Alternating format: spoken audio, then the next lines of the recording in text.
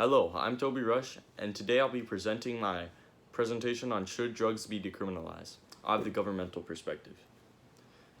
What does this mean? The governmental perspective means that I'll be going over government's stances on drugs, whether or not decriminalization has had a positive or negative impact, and whether or not keeping drugs criminalized has a positive or negative impact. The background. So, drug decriminalization means that there would be no penalty for drug users and for the possession of drugs.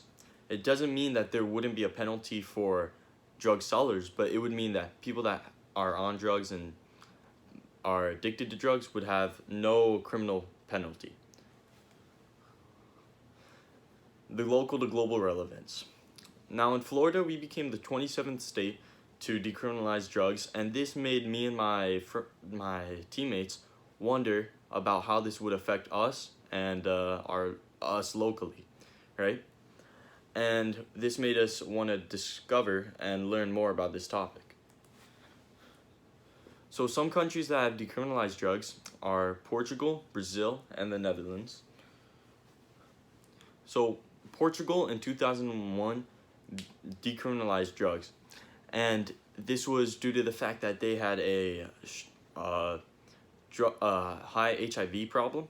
So instead of criminalizing people and putting them in jail for having drugs and possessing them, they would instead refer them to doctors so that way they could have sterile needles, or instead make them pay a fine. And this caused HIV infection rates to plummet from 104.2 new cases per million to 4.2 new cases per million in 2015.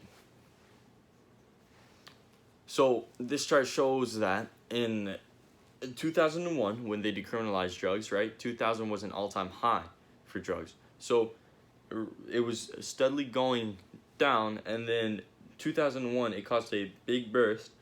This is when they decriminalized drugs, and it kept going down all the way for HIV and AIDS both. And it keeps going down to this day. So, Brazil has had negative effects from drug decriminalization, and in 2006 they adopted a policy that would instead enforce these imprisonment times and criminal offenses towards drug sellers rather than drug users.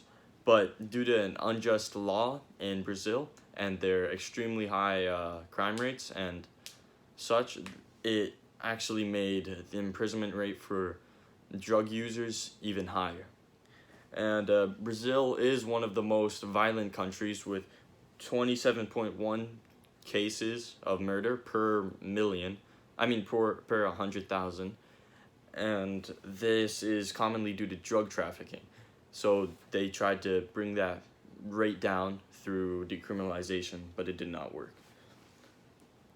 Some countries that have decriminalized drugs are Vietnam, USA, and Singapore. So Vietnam has very strict drug policies and has seen negative effects from this because around 60% of all new HIV cases are contracted from dirty needles, right, in Vietnam. And in 2011,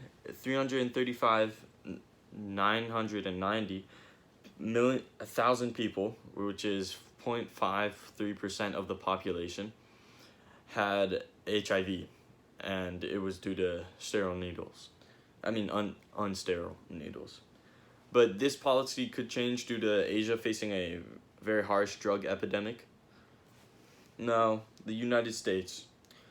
Drugs are not decriminalized in the U.S., and the U.S. war on drugs was started around the 70s and it was meant to have very strict drug laws against drugs and drug users and drug sellers in the U.S., right?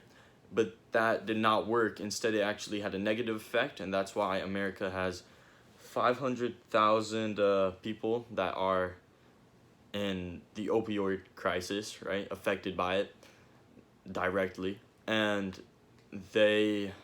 it has been constantly rising, the increasement of opioid-related overdoses. So as you can see here on this chart, called National Drug Overdose Deaths, right, from 1999 to 2017. It's by gender, and you can see that in 1999 it was lower, with 16,000, right, and then it climbs up around 2007. It gets to 36,000, and in 2017 it reaches its current high of, well, not current high, but it reaches a higher status of 70,000. Now,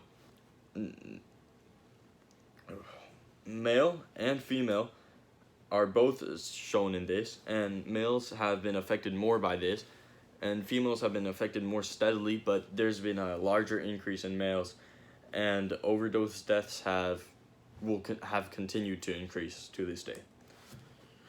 In conclusion, I believe that the evidence shows that decriminalizing drugs would be successful in a government and cause for a long, prospering government.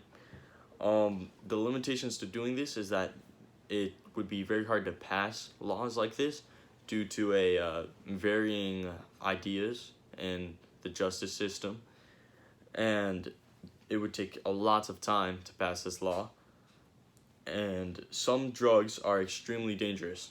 So that is all. These are my references.